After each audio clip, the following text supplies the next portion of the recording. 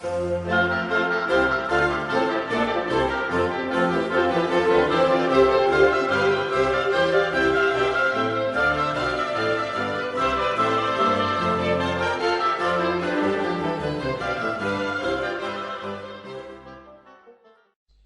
capítulo 19, los versículos del 38 al 40 nos dicen que después de todo esto, José de Arimatea, que era discípulo de Jesús, pero secretamente por miedo de los judíos, rogó a Pilato que le permitiesen llevarse el cuerpo de Jesús, y Pilato se lo concedió. Entonces vino y se llevó el cuerpo de Jesús. También Nicodemo, al que antes había visitado a Jesús de noche, vino trayendo un compuesto de mirra y de áloes, como 100 libras. Tomaron pues el cuerpo de Jesús y lo envolvieron en lienzos con especias aromáticas, según es costumbre sepultar entre los judíos. En una sociedad nacionalista como era la judía, uno no podía pensar ni actuar de una manera diferente a como había sido establecido por el pensamiento único que en aquel momento les gobernaba. Esto ocurre, como hemos visto ya, en cualquier sociedad nacionalista. No puedes pensar distinto a como piensa a como marca el pensamiento único, porque si tienes un pensamiento diferente, eres marginado, eres perseguido y eres anulado en todos los ámbitos donde puedas desarrollar tu actividad. Este era el miedo que tanto José de Arimatea como Nicodemo manifestaban. Uno, recordaréis, que fue a ver al Señor de noche, y el otro era discípulo secretamente. Había más judíos que creían en secreto que Jesús era el verdadero Mesías, y sin embargo no tuvieron el valor de confesarlo ni de enfrentarse a las consecuencias.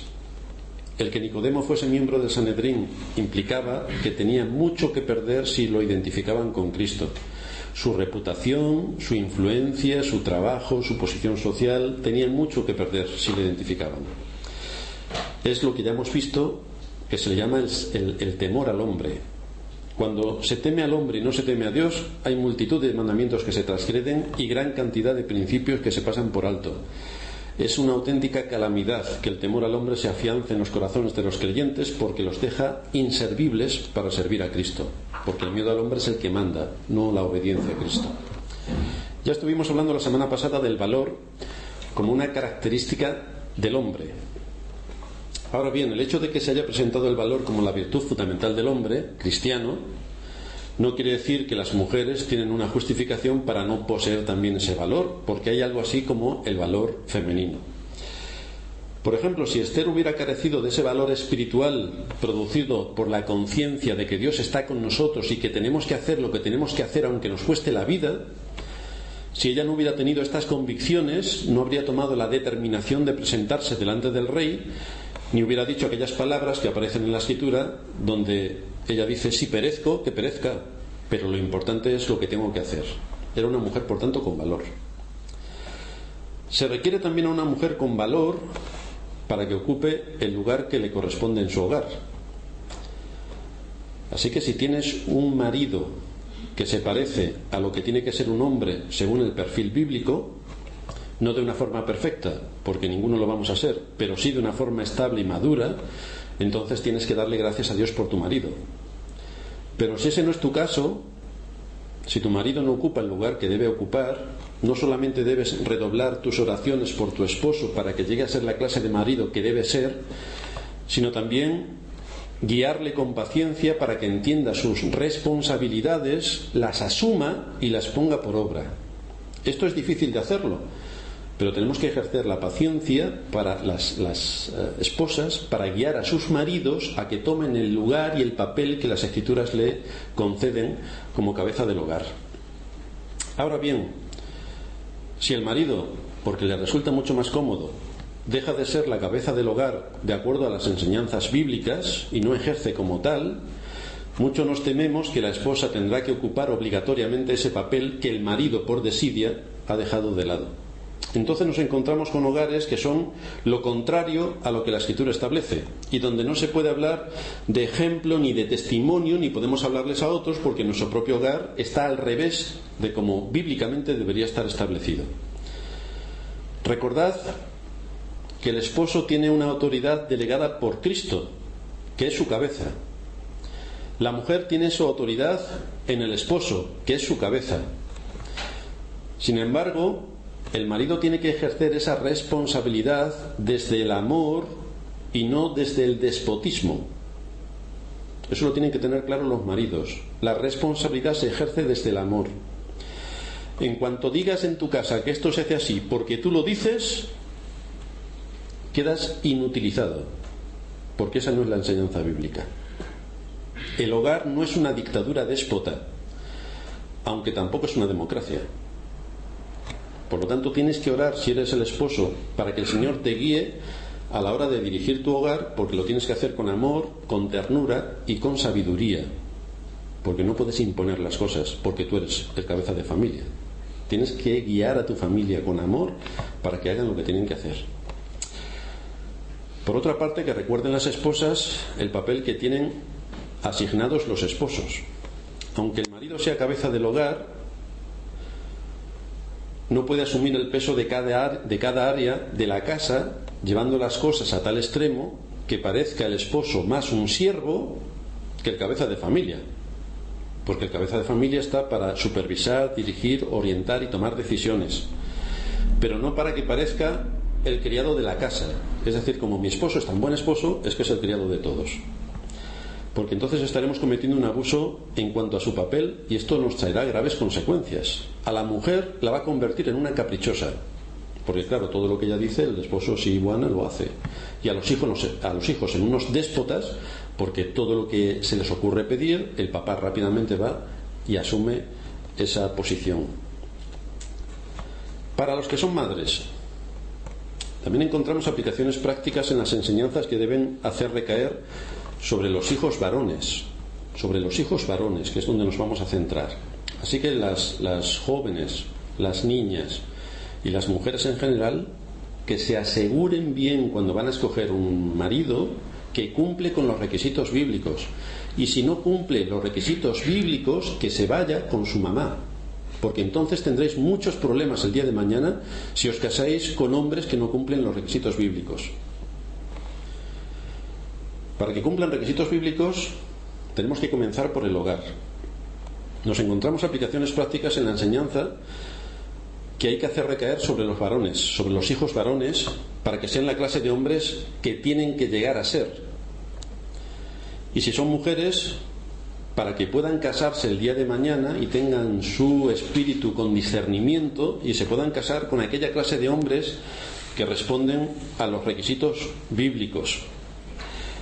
Si tenemos claros estos principios, nos vamos a quitar muchos problemas futuros, y también el hecho de que si no los aplicamos vamos a traer sobre las vidas de nuestros hijos multitud de desgracias, porque no hay desgracia mayor que pueda ocurrir en condiciones normales en un hogar que los que se van a casar no tengan nada en común, tengan los papeles cambiados y cada cosa esté según el criterio de cada cual y no basado en las Escrituras.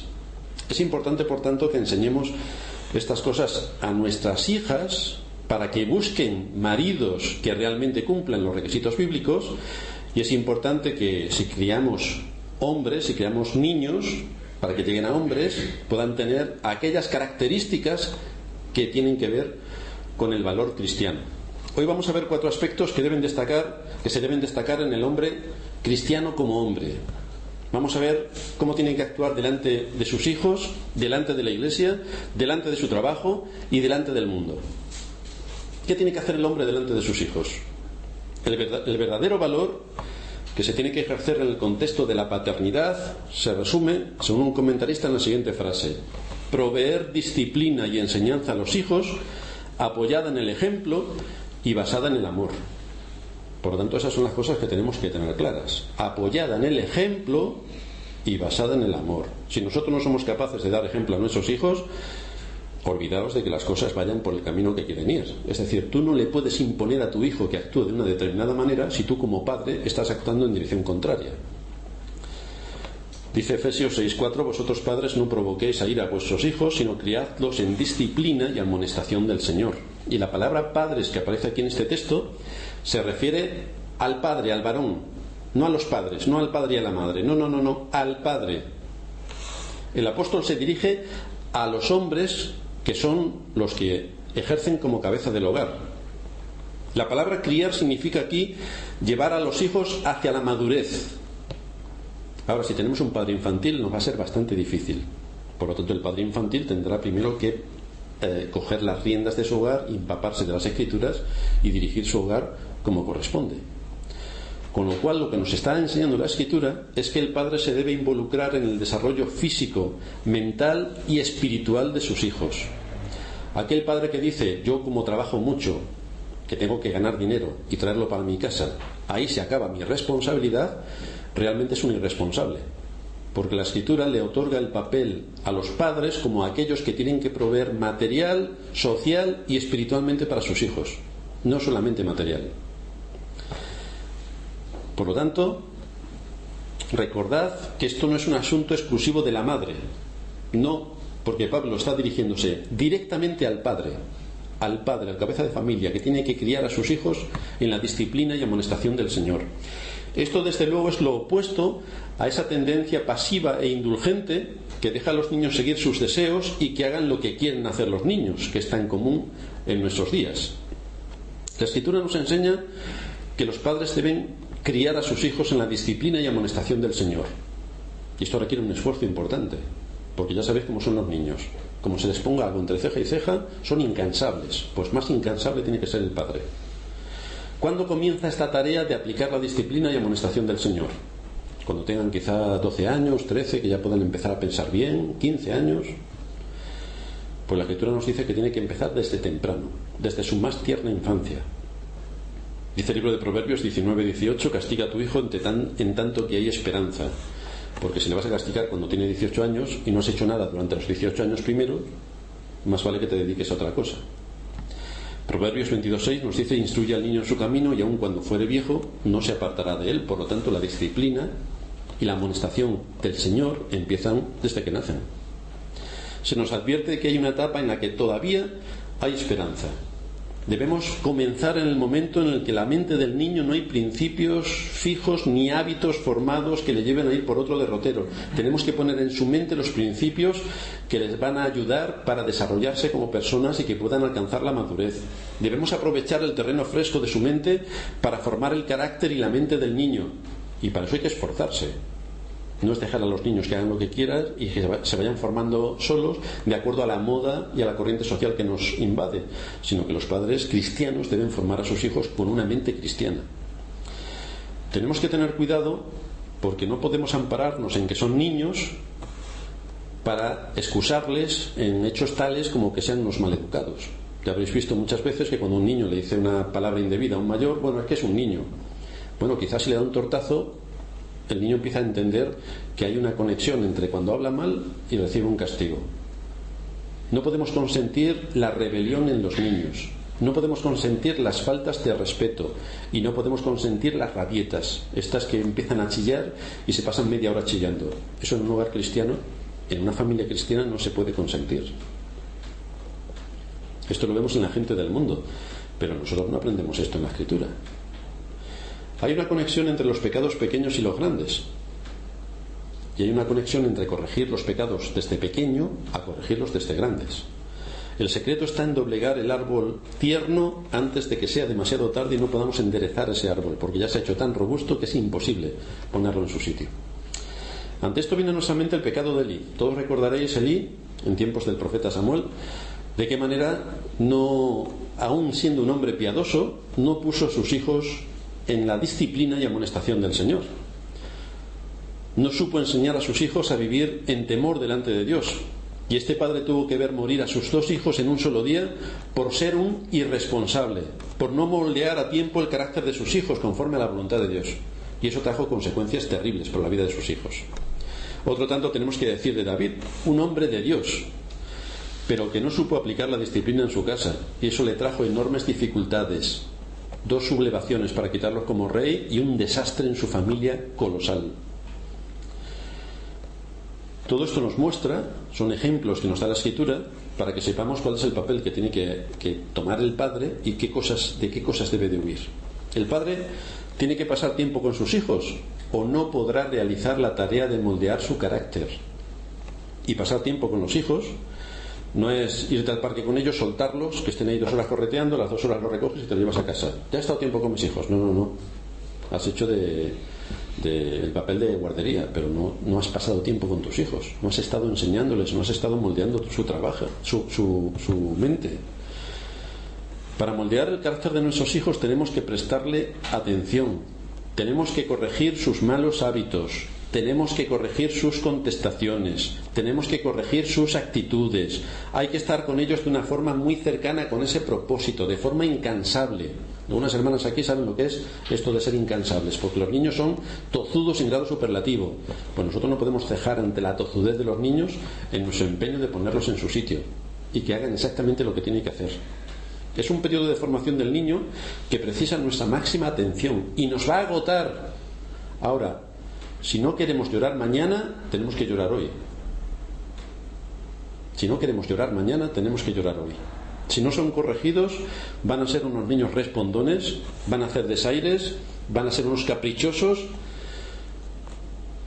van a seguir interrumpiendo todas tus conversaciones, y cuando te reúnas con más gente, como ocurre con la gente del mundo, cuando te reúnes con más gente que tiene niños, los niños son el centro de atención y no puedes hablar de nada salvo atender a los niños en sus caprichos y en sus derivas.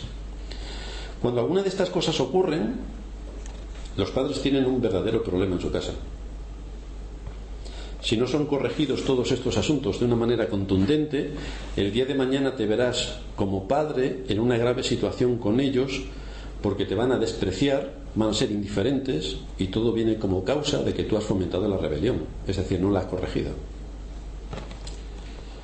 En segundo lugar, vamos a ver el hombre respecto a la Iglesia.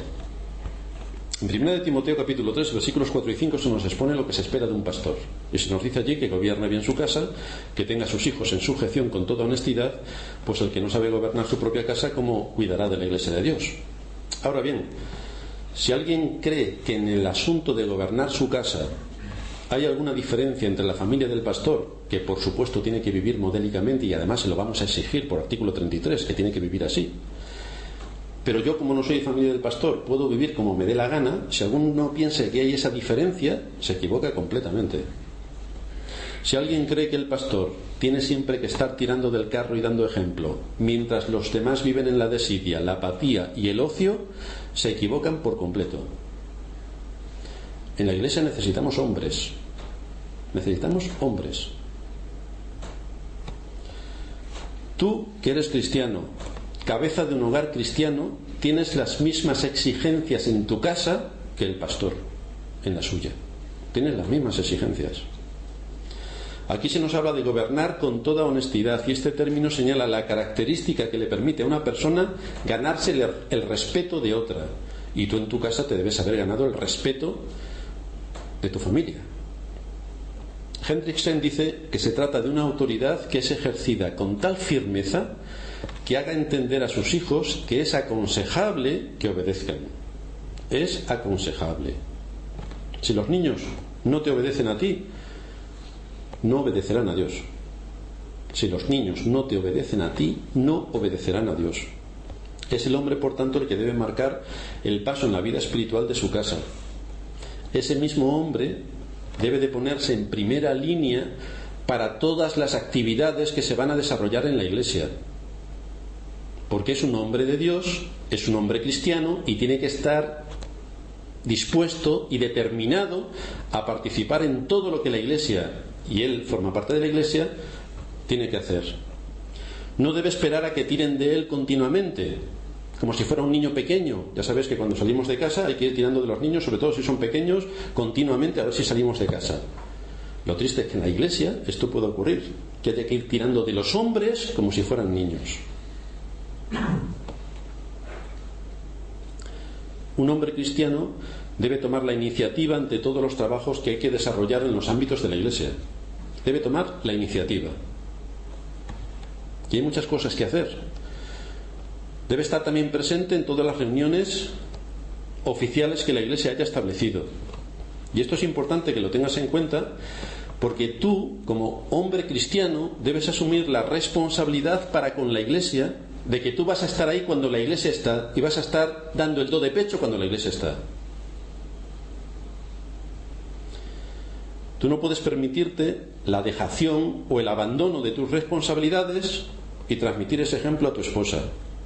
transmitir ese ejemplo a tus hijos, transmitir ese ejemplo a tus hermanos en Cristo y transmitir ese ejemplo a todos los que te rodean. ¿Cuál es la importancia para ti que tiene la Iglesia? No, yo soy cristiano, pero no tengo nada que ver con la Iglesia. Pues te estás equivocando, porque en la Iglesia necesitamos hombres con valor, determinados a hacer lo que hay que hacer, y que no haya que tirar de ellos y tirar y estirar y estirar, porque al final se cansa el que tiene que tirar tanto del carro. Por lo tanto, necesitamos hombres que estén activos dentro de las necesidades de la Iglesia. Este valor respecto a la Iglesia tiene que ser ejercido sin importar nuestra comodidad. Es que vengo de cansado y no me apetece nada ir al culto, así que me quedo en mi casa. Claro que si eso se lo preguntamos a Antonio, a Miguel, a quien se lo preguntemos, lo mismo dicen que están, que salen disparados para acá porque tienen efervescencia en la sangre para venir. Es que, hermanos, todos estamos cansados. Todos estamos cansados. Entonces, si alguien dice que estoy muy cansado para ir, que recuerde que todos estamos cansados. Ahora, si tú no vienes, el otro no viene, el otro no viene, el otro no viene, pues ¿qué os parece si cerramos la iglesia? ¿Qué os parece? ¿Podemos cerrar la iglesia? Porque es que no me apetece ir hoy a la iglesia. El hombre que posee valor cristiano no se mueve por su conveniencia ni por sus deseos, sino por sus responsabilidades. A que a ninguno de nosotros el lunes por la mañana le decimos al jefe: mira, ayer es que estuve con mis amigos y hoy es que no me apetece ir a trabajar, así que ya iré mañana. A que a ninguno se le ocurre decirle eso al jefe, pero sí que tenemos la libertad de decirlo en el contexto de la iglesia. Por lo tanto, nuestro valor como hombres queda realmente en una posición bastante ridícula, porque el ejemplo que también le estamos dando a nuestros hijos es que, hijo mío, si tú estás cansado, no te preocupes, no tienes que ir a la iglesia. Queremos iglesias fuertes, iglesias que proclamen el Evangelio, iglesias que prediquen el Evangelio más allá de nuestras paredes. Queremos ser una iglesia en orden, tal y como Dios lo establece. Pero hoy estoy muy cansado, luego otro día. Necesitamos maridos fieles con Cristo, que asuman sus responsabilidades delante de quien es su cabeza, para liderar lo que Él ha puesto en sus manos. Y ha puesto en sus manos a sus hijos, ha puesto en sus manos a sus esposas, ha puesto en sus manos su trabajo, ha puesto en sus manos la iglesia. Necesitamos hombres. Porque si siempre tienes una buena excusa para no estar atendiendo esas responsabilidades delante de la iglesia, ¿cómo podrá la iglesia progresar, ser de testimonio y cumplir su función si todos hacen lo mismo? ¿Cómo lo puede hacer? La Iglesia de Cristo necesita hombres que asuman en la Iglesia la posición en la que Cristo los ha colocado como hombres. Por eso tienen que estar liderando. Y tienen que tener valor. Y no tienen que tenerle miedo ni al cansancio, ni al frío, ni a cómo me encuentro, ni he tenido mucho agobio hoy en el trabajo. Hombres que marquen el paso, hombres que marquen el curso de la iglesia local por medio de su ejemplo y por medio de su presencia, apoyando el ministerio de la iglesia. Cuando un cabeza de familia no tiene en cuenta sus responsabilidades delante de su familia respecto a la iglesia, lo que hace es menospreciar el nombre de Cristo, que es su cabeza. Y está demostrando, por supuesto, que es un cobarde, que le puede más su cansancio, sus deseos, sus compromisos familiares o sociales, le resultan de más importancia que sus responsabilidades. ¿Con qué autoridad le va a hablar a sus hijos de responsabilidades cuando él es un irresponsable? ¿Con qué autoridad le va a hablar a sus hijos del esfuerzo cuando en un área tan importante como es la de estar como un hombre en la iglesia, manteniendo el ministerio y apoyando y liderando, resulta que su conducta es completamente reprochable?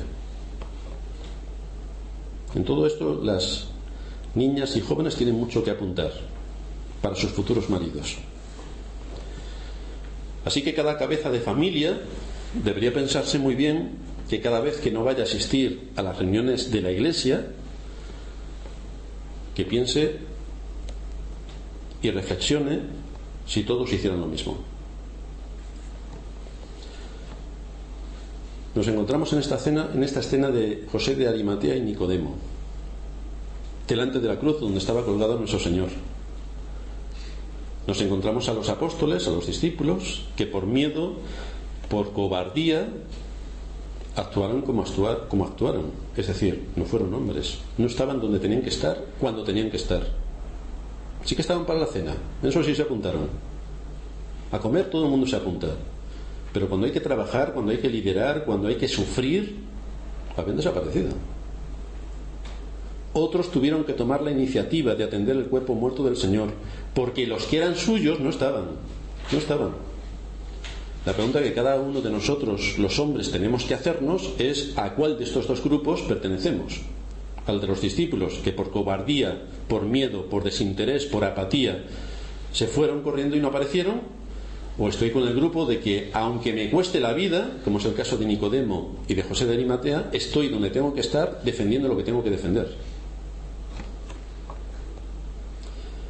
En tercer lugar, encontramos al hombre de Dios delante del mundo. ¿Cómo se demuestra el valor del hombre cristiano delante del mundo?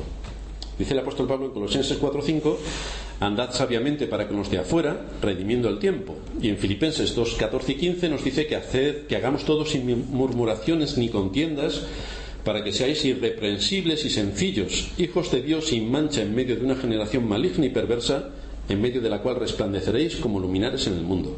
Y de acuerdo a estos textos podemos deducir que el valor se demuestra conduciéndose cada uno de tal manera delante de los incrédulos que no seamos de reproche para el Evangelio. Y no ser de reproche para el Evangelio no quiere decir que hagamos todo lo que los incrédulos dicen que nosotros tenemos que hacer, y entonces les hacemos caso y les obedecemos.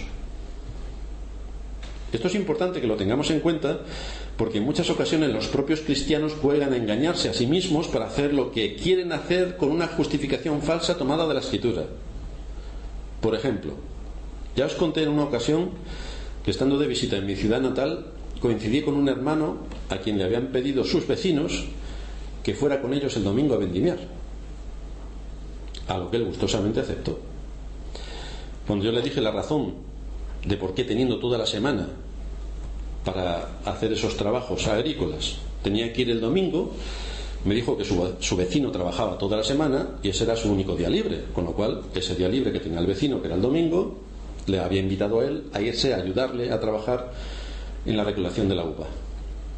Por lo tanto, le pregunté por qué razón iba a violar el cuarto mandamiento de una manera tan fragante, y la respuesta que este hombre me dio es que era para dar buen testimonio a su vecino. Así que para dar buen testimonio a su vecino no tuvo ningún problema en violar el cuarto mandamiento. Fijaos que uno, lo creativo que puede ser uno y cómo puede manipular la Escritura para hacerle decir lo contrario a lo que está diciendo, para salir con nuestros intereses por delante. El testimonio lo damos, dice la Escritura, cuando obedecemos los mandamientos de Dios, le guste al vecino o no le guste. Juan 14:15 dice el Señor: si me amáis, guardad mis mandamientos. ¿Cómo podemos pretender dar un buen testimonio si violamos los mandamientos de Dios? ¿En qué medida vamos a ser luz y sal en este mundo si resulta que cuando le conviene al vecino, violando un mandamiento de la ley de Dios, yo hago lo que él me dice que tengo que hacer, porque eso es dar buen testimonio?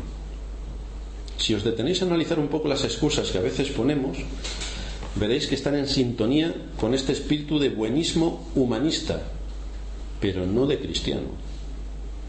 Como buenismo humanista es genial, eso es lo que hace la gente del mundo.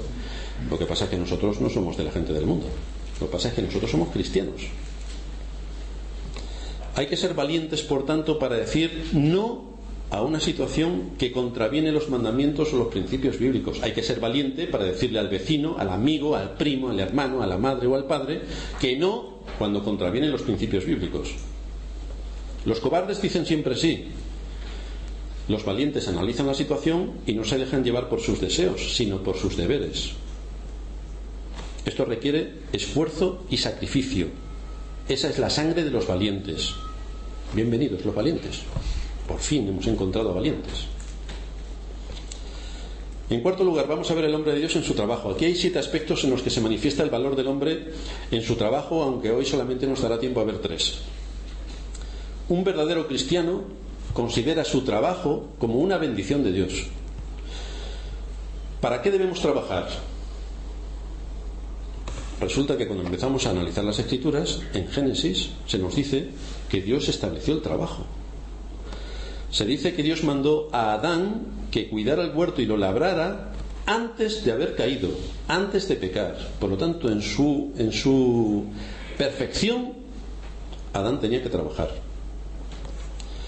No nos fue dado el trabajo como parte de la maldición que vino por la caída de nuestros primeros padres, como se ha empeñado la Iglesia Católica en predicar y la Iglesia Evangélica se ha creído. De manera que cuando alguien le pregunta, siendo incluso cristiano, todos creen que el pecado es una maldición. Eso te demuestra el estudio que tienen de las Escrituras, porque si se las leyeran, y solamente está en los primeros capítulos, ya entenderían que el trabajo se lo dio Dios al hombre antes de pecar.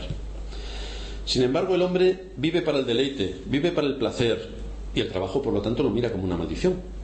Esa es una visión antibíblica de la realidad, no es la visión de Dios, no es la enseñanza de la Escritura. El trabajo es una bendición que tiene que ser usada con el propósito de honrar a nuestro Dios y de proveer para los nuestros. Este es el propósito del trabajo, la honra de Dios y la provisión de nuestras familias. En segundo lugar, un verdadero cristiano ve el trabajo como un asunto de obediencia. Y la obediencia dice: 6 días trabajarás. 6 días trabajarás. Un verdadero creyente recuerda el mandamiento y organiza su vida para que el día del Señor cumpla su propósito, un propósito que fue establecido en la creación, de manera que este día bendecido y santificado por Dios lo guarda con reverencia y solemnidad. Ya estuvimos viendo cuando dábamos este mandamiento que había 3 excepciones para este tipo de mandamiento. La primera tiene que ver con asuntos de necesidad, es decir, si no tengo otro trabajo y no me puedo mantener de ninguna otra manera que trabajando también el domingo, es un asunto de necesidad. Si no trabajo no puedo comer, y si no como me muero. En asuntos de necesidad está contemplado el que uno pueda trabajar. En asuntos de misericordia, si sales de tu casa y se le ha caído se ha roto o se ha incendiado la casa del vecino, tu obligación es estar ayudando a tu vecino. Médicos, policías, el ejército entran dentro de las categorías de necesidad y misericordia. Por lo tanto, ni los médicos pecan, ni el ejército peca, ni la policía peca, ni todo lo que se necesita para la infraestructura del ser humano peca cuando se contempla dentro de esas 2 categorías, necesidad o misericordia. Y la tercera opción es la de los pastores. Si alguien viola el día del Señor, son los pastores que tienen que trabajar. Pues evidentemente esa excepción también está hecha dentro del mandamiento, como ocurría en el antiguo pacto. Pero un verdadero creyente que no tiene esas 3 consideraciones, que no le afectan, sino que puede trabajar el resto de días de la semana, no se puede unir a los impíos que nos digan que tenemos que trabajar el domingo porque a ellos se les ocurre. Y no les pase lo que a esta persona que os comentaba en el ejemplo anterior. Un verdadero creyente recuerda el mandamiento y organiza su vida para que el día del Señor cumpla su propósito, un propósito establecido por Dios mismo en la creación. El resto de días de la semana los tiene que utilizar en las responsabilidades que le han sido encomendadas. Y tiene que saber diferenciar 6 días, un día, 6 días, un día, 6 días, un día. Esa es la agenda de la semana. Por lo tanto, los 6 días de la semana que tiene para cumplir sus responsabilidades, tiene que escuchar lo que la palabra de Dios tiene que decirle. Y el apóstol Pablo en 1 de Tesalonicenses 4, 11 y 12 dice que procuréis tener tranquilidad y ocuparos en vuestros negocios y trabajar con vuestras manos de la manera que os hemos mandado, a fin de que os conduzcáis honradamente para con los de afuera y no tengáis necesidad de nada. Dios creó el trabajo, por tanto, con 3 propósitos. El primero, que le glorifiquemos por medio de nuestro trabajo. El trabajo no es una maldición, sino una forma en la que honramos a Dios. La segunda, para que beneficiemos a nuestra generación, porque haciendo el trabajo que hacemos también aportamos socialmente en el entorno donde vivimos. Y la tercera, para que nos beneficiemos a nosotros mismos y a nuestras familias. Dice el libro de Hechos, capítulo 13, versículo 36: a la verdad David, habiendo servido a su propia generación según la voluntad de Dios, durmió y fue reunido con sus padres. Y el autor de los Hechos nos dice, nos manifiesta precisamente esta particularidad, que David sirvió a su propia generación. David sirvió a su propia generación, mientras que un estafador o un vago no está sirviendo a su propia generación. Por lo tanto, aquí veis cómo el trabajo glorifica a Dios, el trabajo digno, claro, glorifica a Dios. 2 males que todo creyente debe evitar en este contexto. Debemos de tener cuidado para no asumir una visión equivocada de la verdadera espiritualidad, porque nos ponemos a ser espirituales y nos salimos de la bóveda de la iglesia. La verdadera espiritualidad. Hay ciertos creyentes que consideran que todo lo que es terrenal es un mal necesario y por lo tanto no hay que prestarle atención. La Escritura dice que nuestra morada está en los cielos, con lo cual nosotros aquí, como vamos de paso, no tenemos que prestarle atención a nada de lo que sale a nuestro alrededor. Así que no le dan importancia a la profesión que tienen que realizar, porque en el cielo ninguna de las profesiones que tenemos en la tierra serán útiles. Entonces, ¿por qué tenemos que preocuparnos por estas cosas? ¿Por qué tenemos que estudiar? ¿Por qué tenemos que hacer una carrera? ¿Por qué tenemos que especializarnos en nuestra profesión? ¿Por qué tenemos que usar años y años de estudio para hacernos unos buenos profesionales? Y ellos dicen que no hace falta esto porque lo que tú estés estudiando aquí en el cielo no te va a servir para nada. Sin embargo, la Escritura nos dice que tenemos que ser responsables para cultivar al máximo todas las capacidades que Dios nos ha dado, porque de este modo estaremos actuando correctamente en esta vida, en el lugar, en la posición que la providencia de Dios nos ha colocado. Dios ha repartido sus dones entre los hombres, nos ha dado capacidades. Ahora, con estas capacidades, ¿qué vamos a hacer? Las vamos a desarrollar y vamos a hacer que sean útiles para nuestra generación, como ocurrió con David en el texto que leíamos, o simplemente vamos a ser unos vagos, unos ignorantes y no vamos a aportar absolutamente nada al entorno donde Dios nos ha puesto. Nuestra generación está educada, porque ese es el propósito de los políticos, para no pensar. Cuanto menos pienses, más manipulable serás y mejor te podré engañar. Cuanto menos conocimiento tengas de las cosas, mejor podré engañarte. Desde pequeño el niño ha sido sentado frente al televisor y el televisor llena su mente de basura y le reduce su capacidad de razonar, porque todos lo dan mascadito, no tiene que pensar, todos lo dan mascadito, y entonces, como lo dice en la tele, como lo dicen las noticias, lo que dice es una verdad absoluta, cuando es completamente falso. Si se pasa mucho tiempo delante del televisor o con internet o con el ocio sin control, lo que estamos fomentando hoy es una actitud, una disposición, un carácter completamente opuesto al valor, al sacrificio y a la responsabilidad que se espera de un hombre cristiano. Estamos fomentando exactamente lo contrario. Estamos fomentando que sea un inútil de adulto, y además con el beneplácito de sus padres. El creyente debe comprender que tiene que amar a Dios con toda su mente, dice la Escritura. Por eso debe alimentar su mente. Y aquel que no lo hace está pecando contra Dios, porque la Escritura nos dice: amarás al Señor tu Dios con toda tu mente, y sigue para adelante, pero la mente es importante. Por lo tanto, para amar al Señor con toda mi mente, tengo que estudiar, tengo que pensar, tengo que razonar, tengo que conectar las doctrinas con las cosas de la vida. Dios me ha dado la capacidad, pero es mi responsabilidad desarrollarla. Y esto requiere esfuerzo por mi parte. El Espíritu Santo no va a venir, me va a iluminar y voy a ser un teólogo o un erudito en física cuántica. No, si no estudio, seré simplemente un cero. Un ejemplo lo vemos en Timoteo. Dios le llamó para predicar la palabra. Timoteo tenía un don para poder hacerlo, pero eso no era suficiente, porque Timoteo tenía la responsabilidad de ejercer ese don. Dice Pablo en 1 Timoteo 4:13: entre tanto que voy, ocúpate en la lectura. Algo tienes que hacer. Es decir, para desarrollar el don que te ha sido dado, para que cumplas tu función, para que cumplas tu ministerio, tienes que estudiar, tienes que prepararte, tienes que equiparte, tienes que hacer uso de todos los recursos con los que el Señor te ha dotado, te ha capacitado. Ocúpate también en la exhortación y en la enseñanza. Ejerce todas esas capacidades que el Señor te ha dado para que seas útil a tu generación. La predicación de la palabra es un don, pero también es una ciencia. Es un don porque Dios lo da, y es una ciencia porque si no estudias, tú no te puedes poner delante del púlpito en una iglesia normal a predicar la palabra. Tienes que estudiar. Es un don y una ciencia porque se perfecciona a través de ciertos principios que todo aquel que ejerce este oficio sabe que tiene que poner en práctica, y tiene que esforzarse y tiene que seguir avanzando para que la palabra de Dios sea expuesta en toda su magnitud, de acuerdo a todas las capacidades que el Señor nos ha dado, y que tienen que ser puestas a trabajar para que el sermón pueda ser escuchado de una manera legible, de una manera audible y de una manera comprensible por todos nosotros. Pero eso requiere un esfuerzo. ¿Vamos a predicar en el cielo? No, no vamos a predicar en el cielo.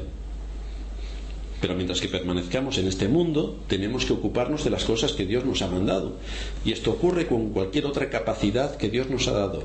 Ingenieros, albañiles, mecánicos, transportistas, da igual, médicos, da igual. Tenemos que ejercer las capacidades que Dios nos ha dado en el mundo y en el contexto donde nos ha puesto. El problema del perezoso es que pasa mucho tiempo en su vida con el ocio y disfrutando con el ocio, y no quiere nada más que tenga que ver salvo con el ocio, con lo cual deja de hacer lo que debería estar haciendo para ayuda de su familia, para formarse él mismo y para contribuir a su generación. Su prioridad es el ocio, lo que le dicta su corazón es el ocio, y en absoluto tiene en cuenta la responsabilidad de lo que Dios ha puesto bajo su mano. En segundo lugar, debemos estar muy atentos a las modas sociales. Las Escrituras nos enseñan a luchar contra la tendencia de esta generación que pretende trastornar por todos los medios los designios divinos. Nos enseña la Escritura a luchar contra la pasividad, nos enseña a luchar contra el descuido, nos enseña a luchar contra la desidia, y nos enseña todas estas cosas, y ahora me estoy refiriendo a los maridos, para que nuestras esposas no tengan que decirnos mañana: si yo no lo hago, nadie lo hace.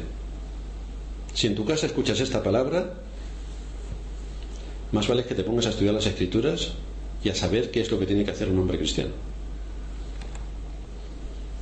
Si tu esposa dice: si no es por mí esta casa no sale adelante, más vale que tomes buena nota, porque estás siendo un irresponsable. Así que toma buena nota. Es más, si tu mujer no te lo dice, pero tú sabes que lo piensa, ya puedes empezar a actuar de inmediato para que tu hogar sea lo que Dios ha previsto que sea, y desde luego no caigas en los lazos de Satanás. Ya nos introduciremos más en este asunto cuando veamos de qué manera las mujeres fueron las primeras en ir a visitar el sepulcro del Señor y cómo fue a ellas a quienes primeramente el Señor se les apareció. Pero todo esto nos debe servir de ilustración para ver cuál es la posición que ocupa el hombre y cuáles son sus responsabilidades, cómo el hombre tiene que estar donde tiene que estar, con valor, con firmeza, y enfrentándose a los 1000 enemigos que tiene, liderando su casa, liderando la iglesia y liderando aquellos entornos donde Dios le ha puesto. Así que si eres un hombre y necesitas actuar con valor ante la lucha diaria de tu propia carne y ante la lucha diaria de tus responsabilidades, recuerda también que la base de este valor lo tenemos en la obra redentora de Cristo. Cristo es nuestro ejemplo para los hombres, es también para las mujeres, pero aquí estamos hablando del valor, identificándolo como una necesidad, como un requisito imprescindible del hombre cristiano en las actividades en las cuales está inmerso. Tanto Nicodemo como José de Arimatea supieron valorar la gran obra de redención, y a pesar de la gran pérdida que sufrirían por tomar la iniciativa de atender el cuerpo muerto de su maestro, actuaron con determinación y evidenciaron la obra del Todopoderoso que el Espíritu Santo había hecho en sus corazones. Como lo tuvieron claro, como la doctrina estaba bien agarrada, aunque eso les costó bastante tiempo entenderlo, cuando lo entendieron y se dio una circunstancia donde podían llevar a cabo el propósito por el cual habían sido llamados, actuaron con valor, actuaron con integridad, y no les importó todo lo que iban a perder con esa decisión, sino que actuaron directamente. Y esto ocurre, si empezáis a analizar todos los personajes que aparecen en la historia bíblica, ocurre con todos y cada uno de aquellos a quienes el Señor nuestro Dios ha llamado. Abraham, ¿no lo llamó Dios de Ur de los Caldeos, siendo un auténtico idólatra, y lo llevó a ser un fiel defensor de su causa? Abraham, el padre de los creyentes. ¿Qué podemos decir de Moisés? Como Dios en su providencia lo puso dentro del palacio de Egipto, como fue un hombre altanero y como Dios lo llamó aparte y lo hizo estar 40 años en el desierto cuidando cabras para hacerle el hombre más manso del mundo y entonces poder dirigir a su pueblo. Lo vemos con David, como el Señor lo estuvo llevando para hacerle un hombre fuerte, un hombre valiente, un hombre que se pudiera enfrentar a las adversidades. Con Daniel, con los apóstoles, con el apóstol Pablo, que dice: todo lo tengo por basura con tal de servir a mi maestro.